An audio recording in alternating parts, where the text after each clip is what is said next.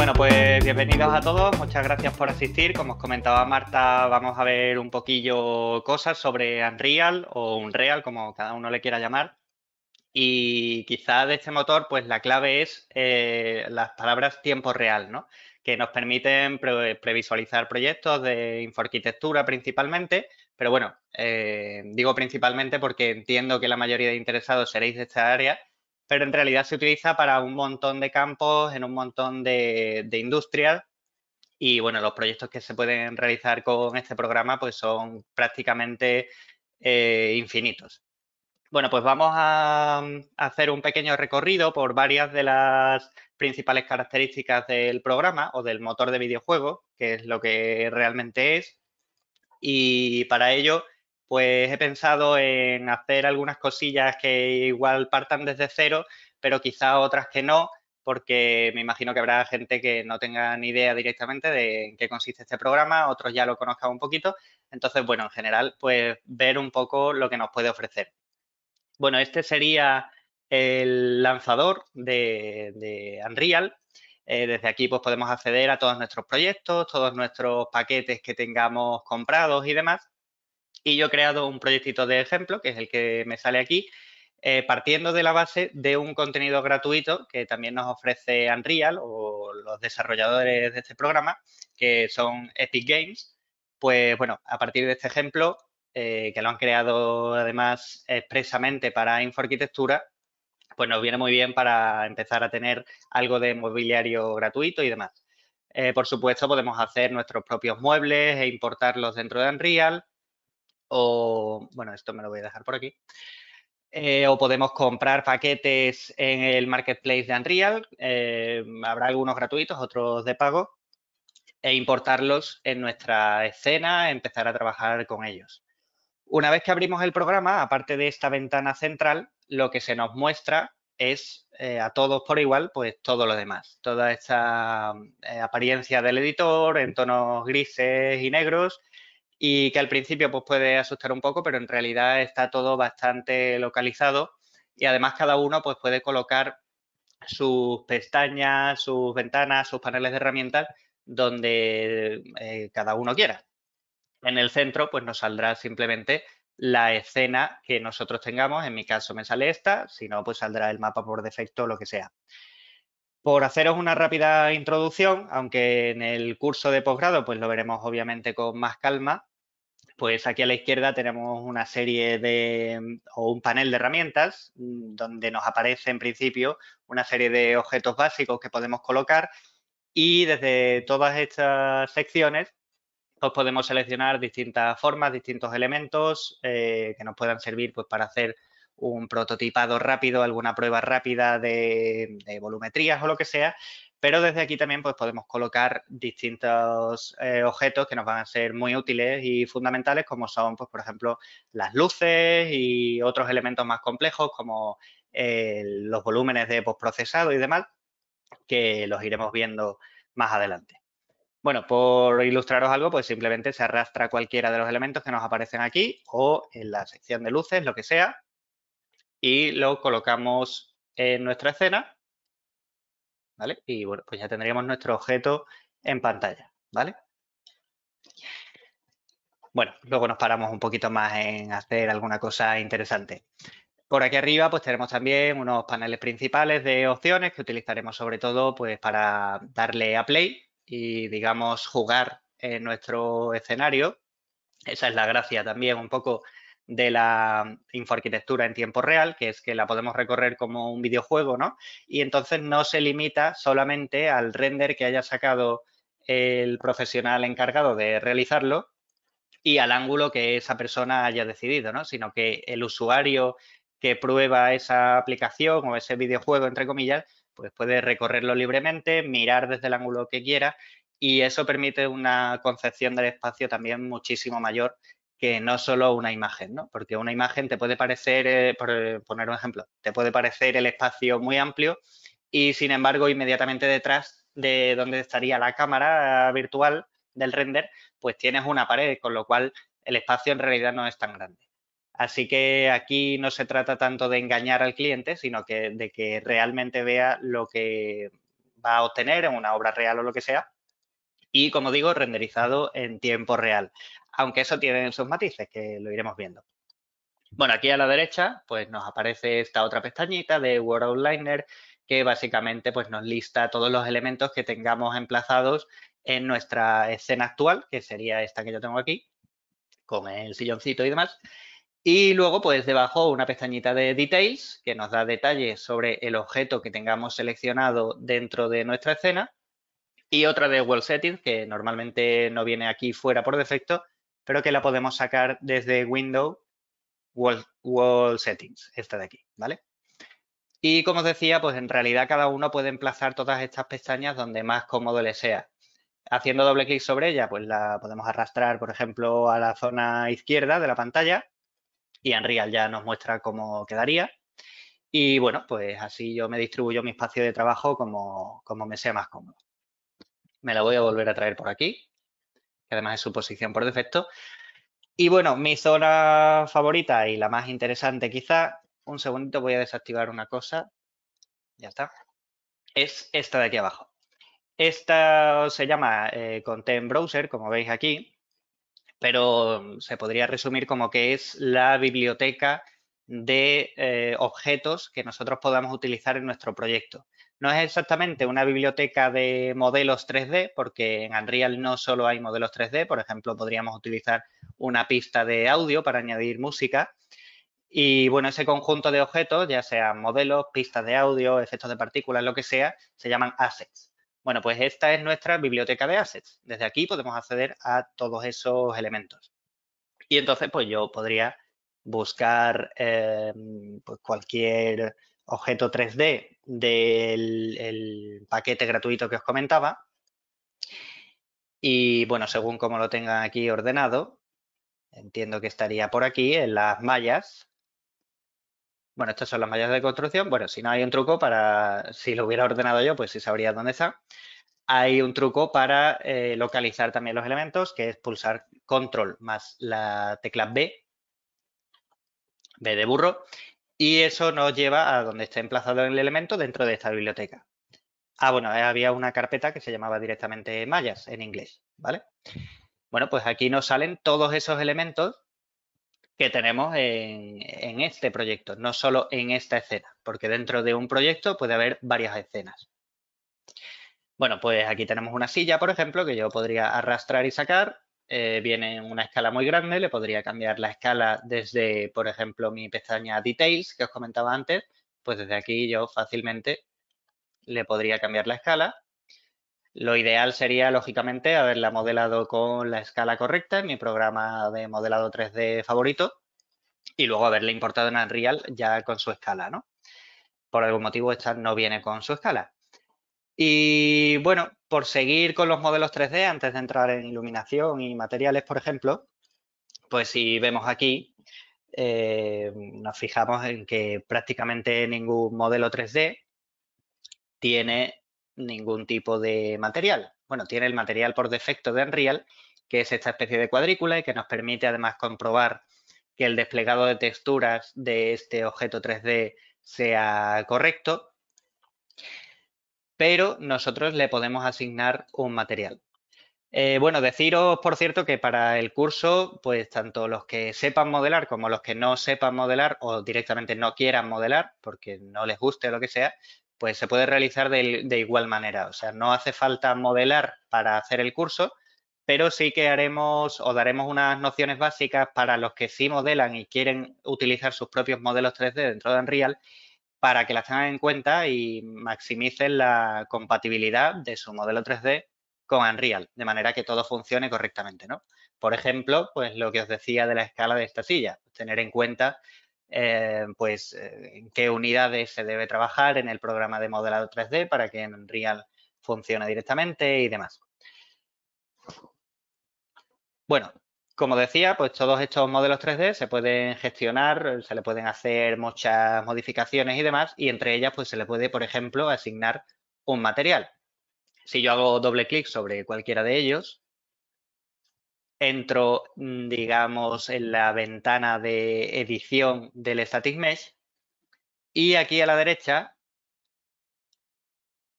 aquí me sale que tiene dos materiales o dos ranuras de material. Eso quiere decir que tiene dos elementos que son, pues, digamos, en la realidad de materialidad distinta, ¿no? Entonces, bueno, se le puede asignar cualquier material en cualquiera de esas ranuras. Como las dos de momento traen el material por defecto, este de grid, de parrilla, ¿no? De cuadraditos, pues bueno, no se distingue cuál es cuál.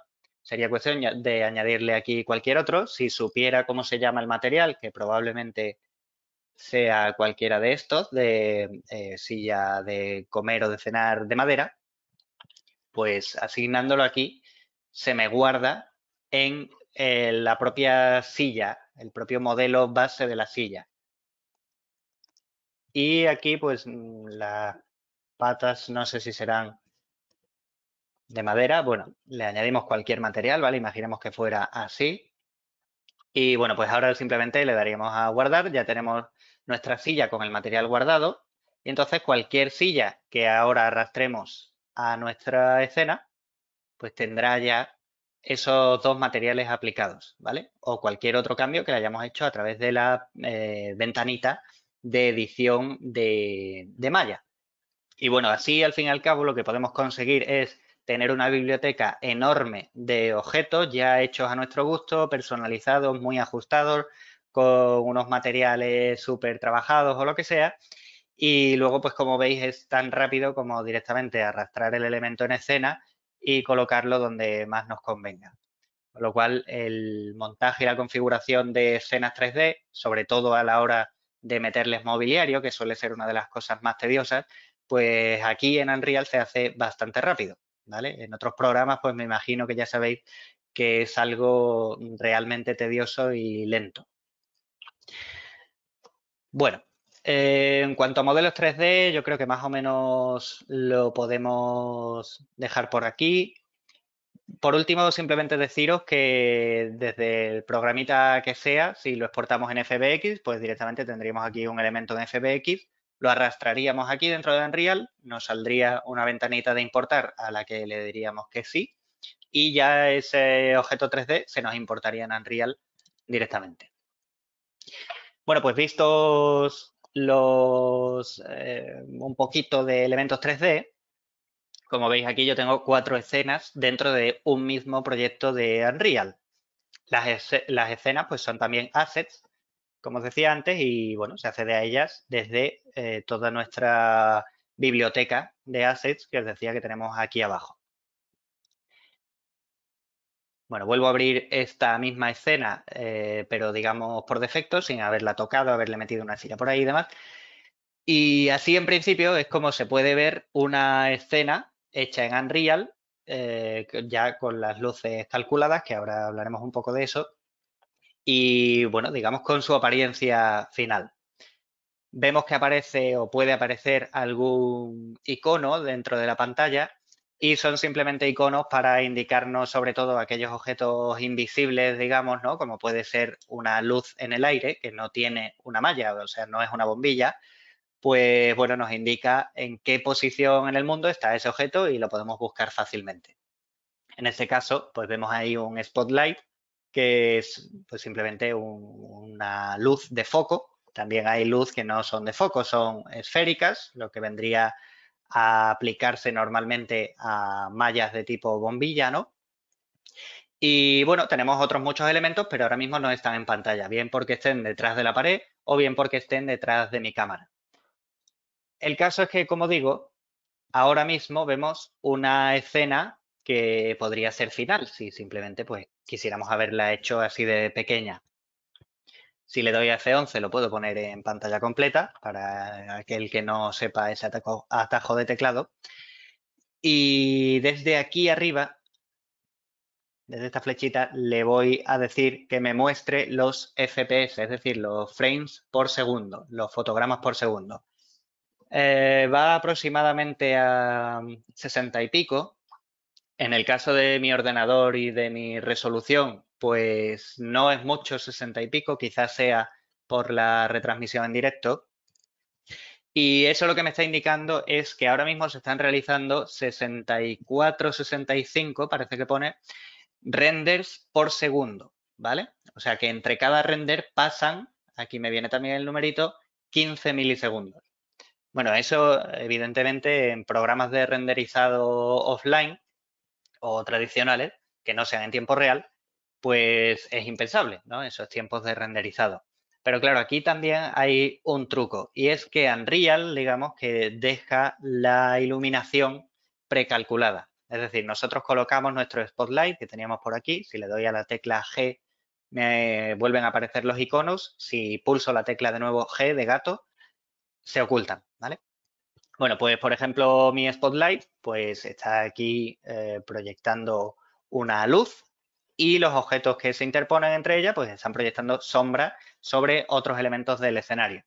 Bueno, pues Unreal lo que hace con un cálculo que sí es un poco lento, no es de esto que estamos hablando de un render cada 15 milisegundos, pues lo que hace es calcular esta iluminación y dibujar estas sombras, y estas sombras que se han calculado y se han dibujado se guardan como información de textura del material, ¿vale? Es como tal cual, como si fueran las líneas que tiene el patrón de este cojín.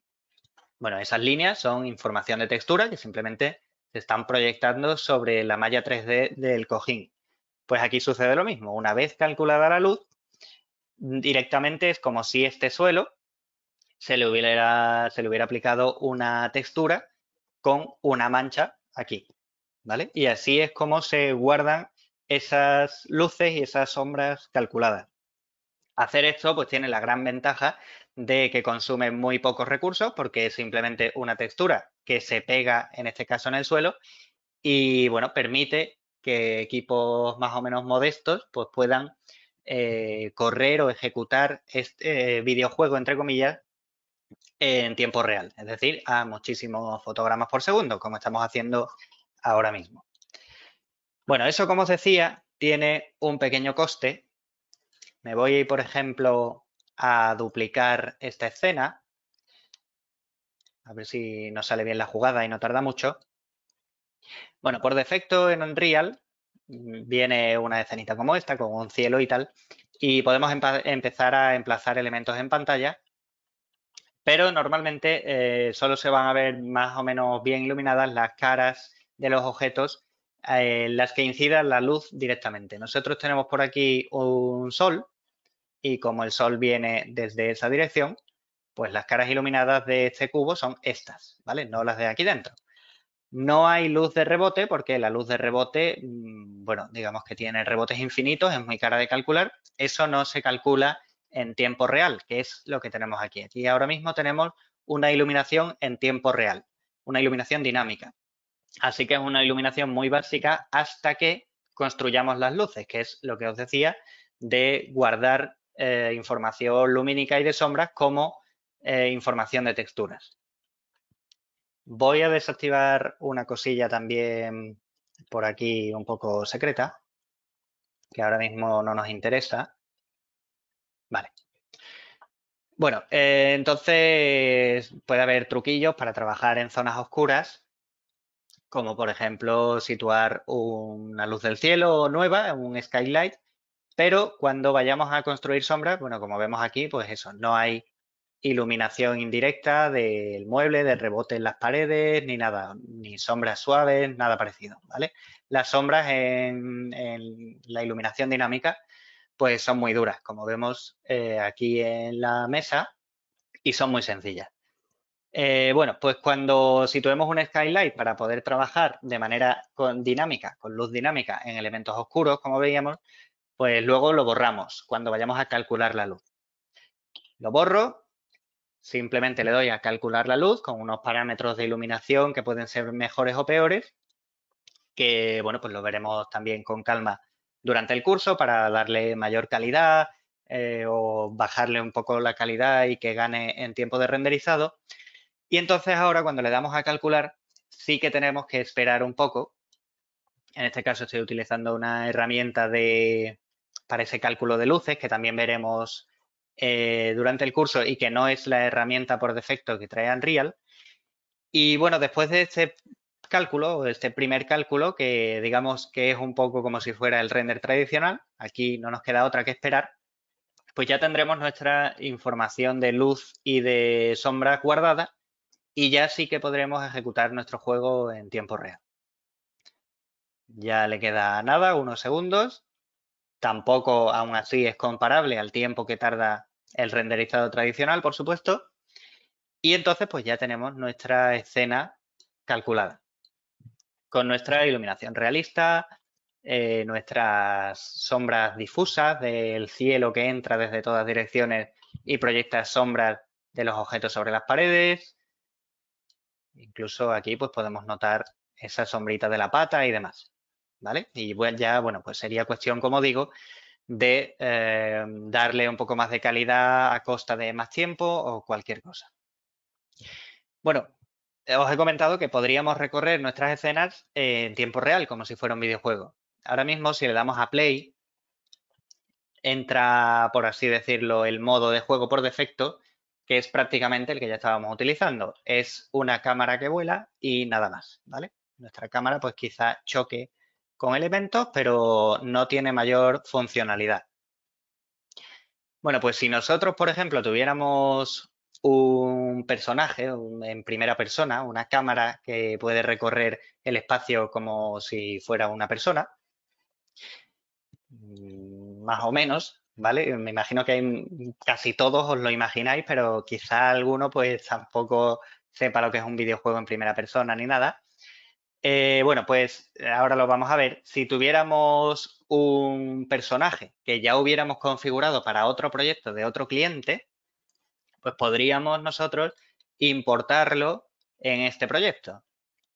Y bueno, pues sería tan rápido como haberlo exportado desde el otro proyecto, copiar nuestra carpeta, en mi caso es esta, venirnos a la carpeta content del proyecto actual y pegar esa carpeta. Bueno, pues ya directamente nos sale aquí la carpeta que yo acabo de importar. Este es mi personaje que yo tengo creado, lo arrastro en la escena, le diremos por aquí que sea poseído por el player 0, algo que ya explicaremos en el curso, básicamente para controlar este personaje. Y ya si le doy a play, la cámara que yo utilizaré para recorrer mi espacio será esta de aquí. Lo que pasa es que de momento, si no me equivoco, pues no podré girar la cámara ni nada porque, efectivamente, porque no tengo configurados unos botones dentro de este mismo proyecto, ¿vale? Para eso, bueno, pues habría que venirse a Project Settings, por aquí por Inputs, pues asignarle botones y demás. Como este personaje yo lo he configurado con los mismos botones de unos personajes que ya trae Unreal en unos ejemplos internos por defecto, pues voy a añadir uno de esos ejemplos internos por defecto. Me vengo aquí al botoncito verde, le voy a decir que me añada un Content Pack y entonces le voy a decir que me añada un First Person. Esto lo único que ha hecho ha sido añadir también información de inputs, de esas pulsaciones de botones o de esos controles en el Project Settings que os comentaba hace un momento. Como digo, mi personaje utiliza esos mismos botones que acaban de ser asignados en el Project Settings, así que si le doy a Play, pues ya podré utilizar esos botones para controlar mi personaje personalizado, que era ese que veíamos con la camarita. Ahora simplemente girando el ratón, pues yo puedo mirar alrededor, ¿vale? Lo cierto es que en este pack de modelos yo diría que los modelos vienen un poquito pequeños, pero bueno. Y ahora simplemente pues estoy recorriendo mi espacio. Creo que tiene música y sonido de pisadas mi personaje porque yo lo he configurado así. O digamos que me lo he trabajado así. Pero bueno, creo que no se oye, yo por lo menos no los oigo ahora. Me imagino que también por la retransmisión. Bueno, y me puedo pues agachar, puedo mirar un objeto de cerca, los objetos que están más lejos pues tienen un efecto de profundidad porque estamos utilizando una cámara que imite a las cámaras físicas y demás. Y entonces la experiencia de esta forma, por supuesto a pantalla completa y demás, pues es bastante satisfactoria para cualquiera que quiera ver un espacio y hacerse un poco mejor a la idea de cómo pueden ser todos los ángulos en esa habitación, ¿no? Bueno, le damos a Escape para salir. Este personaje me lo aparto por aquí. Ya hemos visto también cómo recorrerla en tiempo real. Y ahora, pues lo que podemos ver es cómo crear una cámara para también sacar renders normales, ¿no? Como fotografías. No solo la experiencia interactiva que le mandaríamos al cliente para que él, por ejemplo, entre otras de las muchísimas cosas que se puede hacer, pues la disfrute en su casa y la juegue en su casa, ¿no? La recorra libremente. Bueno, pues yo podría emplazar por aquí una cámara.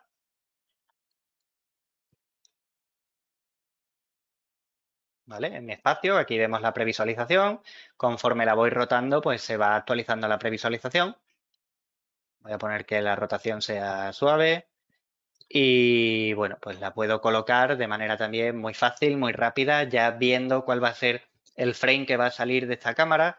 Además, por supuesto, le puedo tocar un montón de parámetros a la cámara e incluso la puedo controlar directamente para yo situarla donde quiera. ¿Vale? Le voy a dar a la letra G para que desaparezcan todos los iconos de pantalla. Imaginemos que me coloque por aquí y luego pues sería cuestión también de simplemente ajustar el foco de la cámara, la longitud y demás. Es, perdón, es súper fácil. Le damos en este caso aquí al cuentagotas, seleccionamos el objeto que sea y ese punto es el que va a ser plenamente enfocado por la cámara. Los demás pues son más o menos desenfocados. Incluso le podríamos tocar la apertura para acentuar los efectos de desenfoque de los elementos cercanos y demás.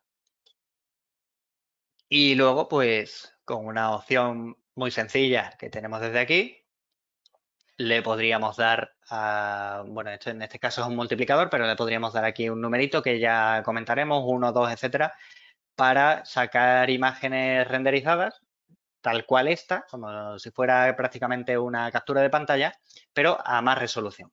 Podríamos ponerle pues 4K, 8K, aunque tampoco es recomendable pasarse, porque entonces empiezan a tardar un rato. Son archivos que ocupan mucho de por sí, aunque fueran meras fotos normales o meras texturas a 8K, pues pueden ocupar decenas o cientos de megas, ¿no? Entonces, ya simplemente por el tiempo de acceso al disco duro, pues tarda un rato. Pero realmente, pues eso, el renderizado lo tenemos aquí en tiempo real y a este tamaño actual, pues lo tenemos a más de 120 frames por segundo. De hecho, podemos liberar los frames y aquí pues prácticamente va a 300 fotogramas por segundo. Bueno, una vez tenemos nuestra escena ya calculada y demás, que sería la versión final, pues también podemos haberla calculado para un paso intermedio que fuera, por ejemplo, emplazar otro objeto por aquí en escena. Bueno, pues este objeto, como vemos, efectivamente no tiene la iluminación guardada, sino que está siendo calculado en tiempo real, por eso no tiene unas sombras realistas y demás, pero me hago la idea de cómo puede quedar y, bueno, porque el resto de la habitación ya está construido, ya tiene la iluminación calculada y demás. De todas maneras, hay técnicas de iluminación en tiempo real para que directamente ya, sin construir la luz, se vean mis objetos de manera muy realista. Pero claro, eso tiene, por otro lado, la desventaja de que requiere muchos recursos, es decir, un ordenador muy potente. Por ejemplo, si nos venimos a esta otra escena que tengo yo colocada, bueno, hecha por aquí, pues esta escena sí que la había configurado totalmente en tiempo real con nuevas técnicas que están saliendo desde hace muy poco, apenas un año. Y vamos a ver una cosilla. Y bueno, pues vemos que el aspecto es bastante parecido. Los frames, pues en lugar de ser entre 200 y 300, pues son 50. Podemos, por supuesto, ajustar un montón de parámetros para que rinda más, rinda menos, pero esto nos permite, como os decía,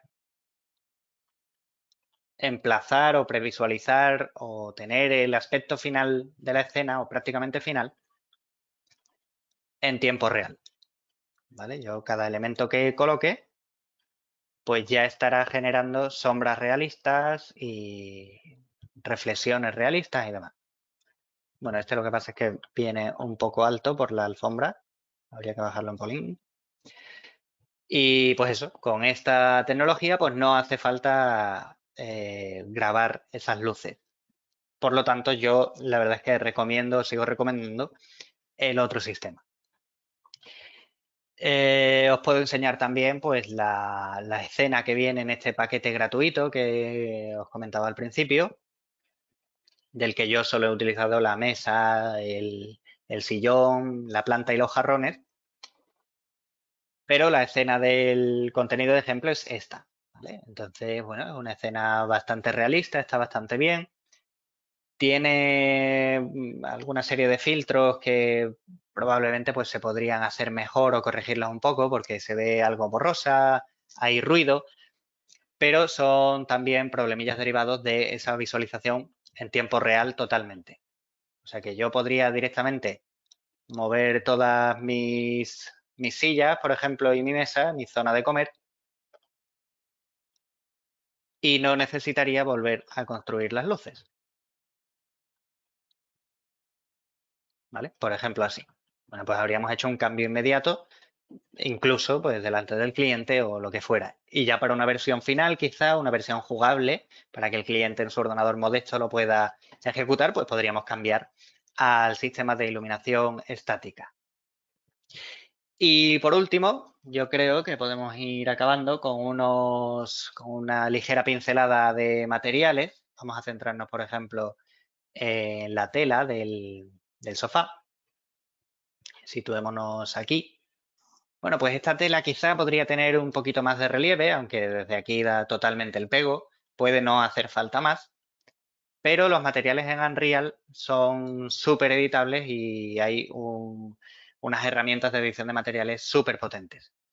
Bueno, vámonos mejor para que vaya todo más fluido a nuestra mini escena, esta de aquí.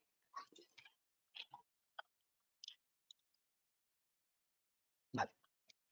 Y vamos a modificar este o este incluso. Bueno, cualquiera de estos dos materiales los vamos a modificar. Nosotros podemos hacer nuestros propios materiales de manera sencillísima, importando dos o tres texturas. Ya prácticamente con eso tenemos un material. Pero luego además, una vez que lo tenemos listo y bien configurado, pues tenemos aquí un panel de parámetros que además son los parámetros que nosotros hayamos querido poner. En este caso hay muchos, se ha podido, digamos, complicar un poco más de la cuenta, pero ni siquiera sería necesario tanto. Y desde aquí, pues podemos modificar totalmente la apariencia del material que nosotros hayamos configurado. Por ejemplo, el tamaño de la textura, ¿vale? Lo que pasa es que lo suyo es que tanto en X como en Y, digamos, tenga el mismo valor. Ahora mismo le he puesto un tamaño enorme, ¿vale? Y del mismo modo, pues se le podría poner un tamaño muy pequeño. Y bueno, como esto, se le podría también modificar el color, por ejemplo,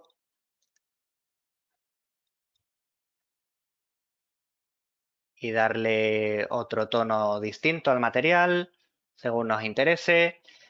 Podríamos cambiarle esta sensación de relieve, que ahora mismo pues, se ve un poco plano, pues se la podríamos aumentar. En este caso, pues este material parece que no lo han creado con un parámetro rápido accesible desde este panel de intensidad de ese relieve, con lo cual nosotros podríamos irnos a modificar el material original. Bueno, hay aquí una cadena de materiales, que sería este de aquí. Lo voy a poner por aquí. ¿Vale? Esto es un material, así se programa un material a nuestro gusto. Y desde aquí es desde donde añadimos todos esos parámetros personalizables. En lugar de añadir aquí lo de modificar las normales, como tampoco queda mucho tiempo y demás, vamos a hacerlo de otra manera para que también veáis, por si eso de tanto cable os ha asustado un poco, pues que, bueno, eso ya es a un nivel en el que te quieres complicar un poco, hacer el material muy bien, ¿no? Con muchas opciones, con muchos parámetros y demás. Pero un material realmente se puede hacer de manera súper sencilla. Creamos por aquí un nuevo material. Como veis, este no tiene nada conectado de cables ni de cosas raras. Arrastramos nuestras texturas dentro. Las conectamos cada una en su lugar. Bueno, ya veremos en el curso, pues una en el base color, otra en las normales. Esta, pues según lo que traiga, el roughness. Esta textura en concreto es un poquito especial porque trae 3 texturas en una. Ya lo explicaremos. En este caso, el M debe ser el metallic y la oclusión ambiental. Bueno, ya con esto tenemos un material. ¿Vale? De hecho, en este caso, con esto solo, ya tenemos nuestro material hecho. Le damos a aplicar. Este material, que lo tengo por aquí, lo arrastro sobre el objeto que yo quiera, porque podría arrastrarlo también sobre la pared, por ejemplo, y ya lo tendría aplicado en ese elemento, ¿vale? Y bueno, pues ya sería cuestión de si, por ejemplo, como os decía, le queremos modificar las normales, pues de ir complicando el material, añadiéndole distintos tipos de nodos y demás, que son opciones extra para el material. Y aquí pues le vamos a poner normales, que las normales son ese efecto de relieve, se llama así, se llaman normales. Bueno, pues si yo este material, y ya acabamos, lo adapto, digamos, o le creo una instancia de material, que ya explicaremos también con calma qué es, y esa instancia es la que aplico a la pared, tengo aquí ese menú súper accesible que os comentaba con los parámetros que yo he creado personalmente. Y entonces con este parámetro de normales en concreto y con ese nodo que he utilizado, pues puedo ajustar. A ver, algo he hecho mal. No, no está mal. Pero no me está haciendo caso. ¿Vale? Bueno, aquí en la previsualización sí que vemos que cambia. Ah, vale. Bueno, pues ahora sí. ¿Vale? Si nos fijamos, pues con este parámetro de normales se acentúan, lo que pasa es que ha habido aquí que ponerle valores muy altos, se acentúan pues esa sensación de relieve, ¿no? Esos huecos, esas sombras, y entonces así se puede hacer pues que una superficie parezca, por ejemplo, más rugosa. Si la ponemos por defecto, simplemente dándole a esta flechita amarilla, pues vemos cómo estaba antes, ¿vale? Si le doy a control Z, vemos cómo quedaba con el nuevo cambio. Bueno, yo creo que ya enrollarme más pues sería quizá demasiado denso y profundizar más nos llevaría mucho tiempo, pero habéis visto pues que los modelos 3D se pueden gestionar de manera muy fácil. La iluminación pues son 3 o 4 cosillas, por supuesto luego tienen muchos parámetros que se pueden configurar para mejorar, optimizar, etcétera. Y los materiales, pues ya veis que también son súper fáciles de ver y de editar en tiempo real. Y lo único más complicado es el ir metiendo cosas por aquí con nodos, pero que es algo también pues, que iremos explicando para qué sirve cada uno, cuáles son los más utilizados, los más útiles. Y sin necesidad de complicarnos tampoco mucho la vida, se pueden conseguir resultados realmente impresionantes.